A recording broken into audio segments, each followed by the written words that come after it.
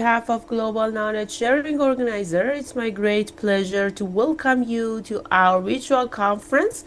We are delighted to have participants joining us from different parts of the world, bringing diverse perspectives and expertise to today's. We can start the session.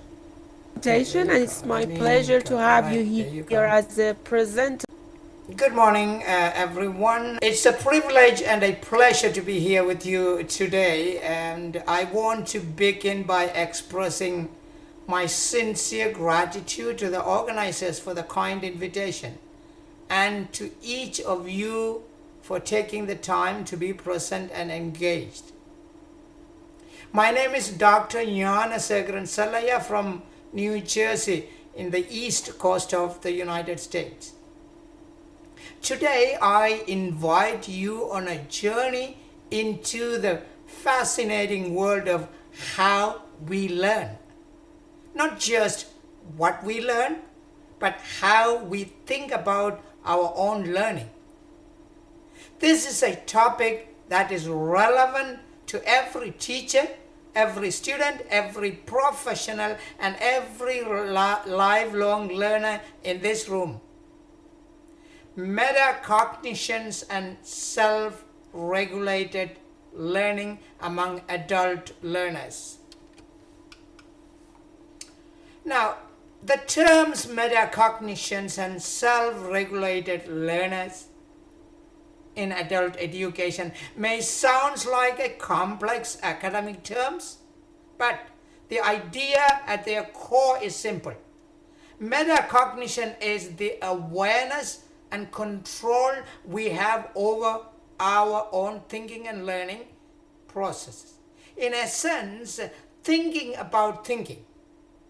Self-regulated learning refers to the strategies learners consciously use to manage their own education. Together, these two concepts are not merely academic luxuries, they are essential life skills, particularly for adult learners who seek greater autonomy, stronger retention, and a genuine commitment to lifelong learning. Over the next 15 minutes, I will take you through the theoretical foundation, the practical strategies, the research findings, and the implication that matters the most for educators and learners alike. Theoretical framework. There are three pillars worth understanding today. The first is key concept in metacognition. At its heart, metacognition involves two dimensions. Knowledge about cognitions, what we know about how we think, and regulate the cognitive process, how actively we monitor and adjust our own thinking. Second pillar is the role of self-regulations. Self-regulation strategies directly influence a learner's motivation, their ability to direct attention, and their capacity to set meaningful goals. When a learner can regulate themselves, they are not dependent on external direction. They become the architects of their own understanding. The third and perhaps the most powerful pillar is the interconnection between metacognition and SRL. These two do not operate in isolation. They mutually support and reinforce each other. When metacognitive awareness grows, self-regulated learning improves. And when self-regulation strengthens, metacognitive clarity deepens.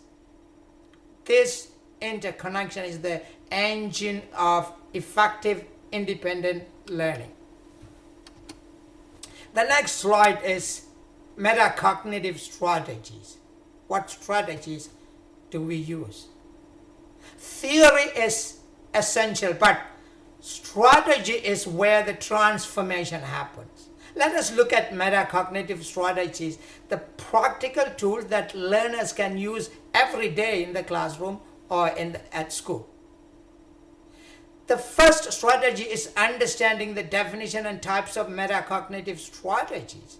These are deliberate approaches that enhance self-awareness and improve learning processes. They range from planning and monitoring to evaluating one's own comprehension. The second strategy is self-monitoring techniques. This is the practice of regularly checking one's own understanding, asking oneself, do I truly understand this? Where are the gaps? What needs adjustment?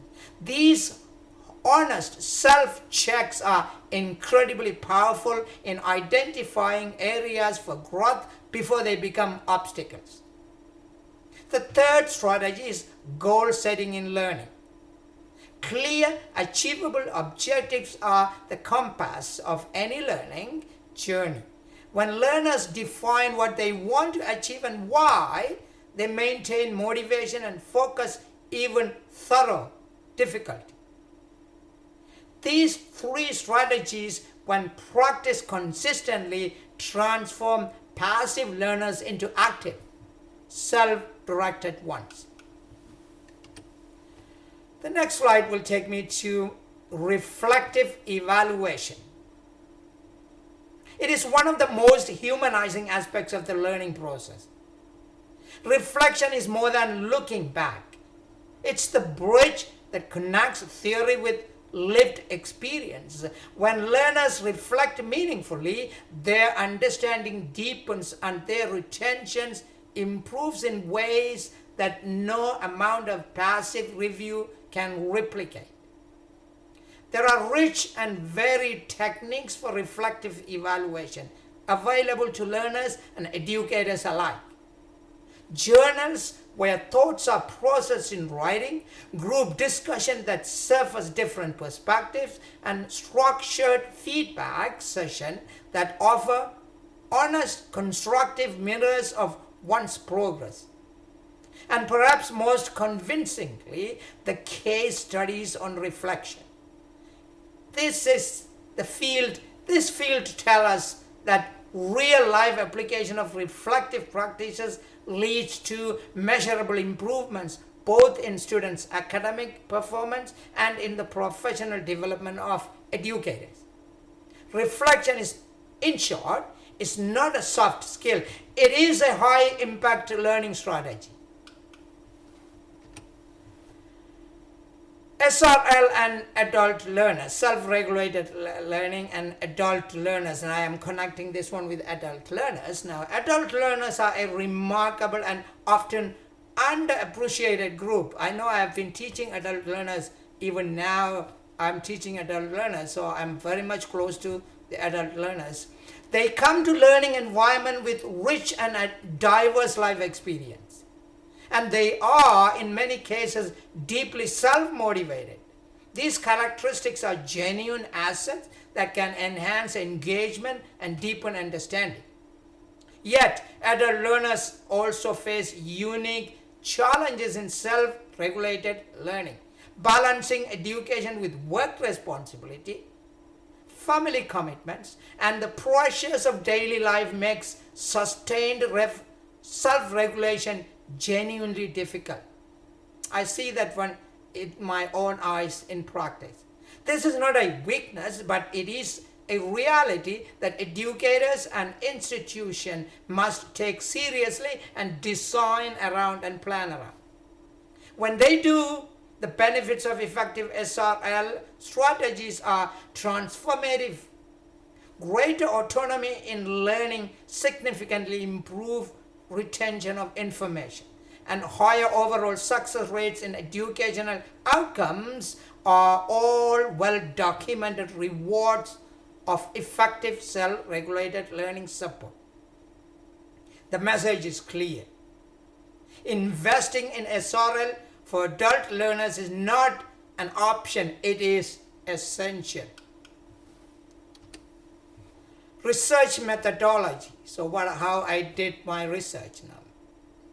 Now, as you know, that research methodology is the foundation that gives my findings or our findings credibility. The study design and approach was carefully structured to investigate the research questions with clarity and relevance, ensuring that my framework or our framework was both academically sound and practically applicable. Participant selection, how I selected the participant. The participant selection followed transparent criteria to ensure a representative sample, diverse in background, experience, and learning context. So that our findings could speak broadly to the adult education landscape.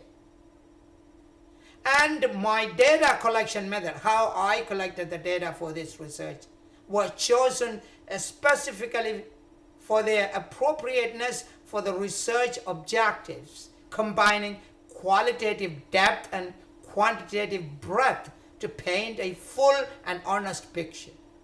Solid methodology is the backbone of trustworthy findings, and this study stands on firm ground. Findings, what I find through my research. The key findings from my studies were both significant and encouraging. It was really encouraging when I did this research, when I found out. There were strong correlation between metacognitive awareness and academic performance across the range of subjects. In other words, learners who were more aware of their own thinking consistently performed better. That was very interesting in my finding. The analysis of metacognitive practice showed me why, when the students engaged in reflective strategies, their understanding of material deepened and their ability to retain and apply knowledge improved markedly. Reflection was not just a feel-good exercise, it produced measurable results. And looking at the impact of learning outcomes, the picture is compelling. Improved metacognitive skills were directly linked to stronger problem-solving ability. My students, I was able to practice this one in my students in class, and they were able to solve their problem by themselves without depending on the teacher much. Increased capacity for self-regulated learning and higher overall rates of academic success. These findings do not just support the theory, they demand that we act on it. Implication for educators. Now, I just want to make sure that people really do engage in this activities. The first, educators need concrete strategies for teaching metacognition. Activities that invite students to reflect on their own thinking, name their learning strategies, and understand not just what they know, but how they know it. Second, this requires creating supportive learning environment. We need a good learning environment. Spaces where students feel safe to express uncertainty, makes mistake, ask questions, and engage in open collaborative dialogue. Psychological safety is not a luxury in education, it is prerequisite. Third, professional development recommendation. It reminds me that educators themselves must be lifelong learners. Ongoing training in metacognitive teaching techniques combined with peer learning and acknowledged sharing keeps teaching practice sharp, current, and effective. Future research direction, what we may do in the future, there remains meaningful areas for further investigation, unexplored dimensions of metacognitions that could further enhance learning outcomes and refine our cognitive strategy. Longitudinal studies on metacognitions are particularly needed. Research conducted over extended periods to assess how metacognitive skills evolve over time and what their lasting impact on students' performance truly looks alike. And perhaps most timely of all, there is the opportunity for exploring technology integration. That's the most important thing nowadays, AI and other forms of technology. examining how digital tools, AI powered learning platforms, and other technological innovation can facilitate metacognitive practices and improve learner engagement in ways that we have only begun to imagine. The future of this field is rich with possibility. In conclusion, when it comes to, I want to leave you not with just a summary, but with a sense of purpose. The summary of key insight is this: self-regulated learning, when intentionally supported, has a profound and measurable impact on adult learners' educational experience. Metacognitive awareness is not innate. It can be taught, nurtured, and developed. So those are the important things. The final thoughts on SRL, self-regulated learning, and metacognitions are simple but is powerful. Integrating self-regulation and metacognitive strategies into adult education is not an enhancement, it is a transformation. It shifts the focus of learning from teacher to learner. That's a learner-centered way of teaching. From passive reception to active ownership. Students become active learners.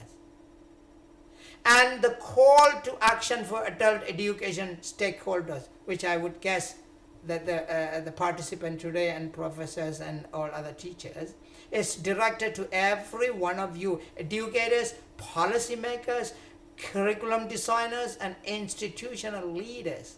The evidence is clear. Prioritize the development of self-regulated learning, metacognitive skills in your curricula. The investment will pay dividends that go far beyond examination results. Thank you, and that takes me to the end of my presentation. Thank you so very much for your time, your attention, and your presence today. I hope this conversation has sparked something in you, a renewed appreciation for the power of thinking about thinking, and a desire to bring these ideas into your own work, into your own classroom, and in your own lives with your family, your children, and the classroom. I'm happy to take any questions, and I welcome the conversation that follows. Thank you again for joining, and it's a pleasure to have joined this session. Thank you. Thank you so much. Thank you for your excellent presentation. Let me Here. My presentation and my research study is an educational law paper, which is a doctrinal analysis of school choice policy, and is focusing on segregation by race here. So I guess now that was really the end of my presentation. I do want to thank everybody for listening, and I guess any questions. Thank you so much. Thank you for your insightful presentation. Any question or comments? Yes, Mr. Chandler, first of all, thank you so much for taking this amazing topic. It's a hotly debated topic nowadays in the United States, as far as I know. And it is also a controversial topic, and when every political party comes into power, and they promise a lot, especially school choice and the voucher program. So do you think it's going to be a genuine program that people are not going to be discriminated based on their income or whatever? How do you think it could be successfully implemented? You know, that is a very good and insightful question. I'm going to try to answer that as quick as I can. And I would say it's very difficult. You know, my first research thing that I did, where I did speak at Cornell, you know, I did look at it, you know, a lot of this stuff where I was looking at how bad things were segregated and stuff. And there's a lot of research questions, because going to like my next thing, which will be about charter school performance compared to public school, we look at there are sometimes mixed reviews on this. So it's kind of hard to tell. I know sometimes it could, I don't know the easiest solution, if I'm being honest. I know that certain states could do things a tad bit better than other states, and we see that all throughout the United States. And I mean, from a legal perspective, I honestly am unsure. I think the question would be too is I guess my concern is I would want there to be more equitable funding based on school types, and that would be probably one of my primary concerns because I wouldn't see school choice going away just kind of easily. And I do hope I answered that. I hope I didn't get too into it because sometimes this is such like a debated topic, and you kind of get to where you can think of so many different things, and I get immersed in it. And so if I on accident went around it, I'm sorry. No, that's fine. You definitely answered my question, and it's once again it is easier said than done when everybody talks about voucher. But when it comes to the real implementation, I'm sure that it's more complicated than what we think, and there's so many Oh regularities, yeah. either regularities or when it comes to administration, who is going to get how much and which parents are going to be given. So all those things, I'm Mhm. really, I really want to thank you again for taking this topic today, Mr. Chan. It's a very debatable topic and very interesting topic. Thank you, and congratulations.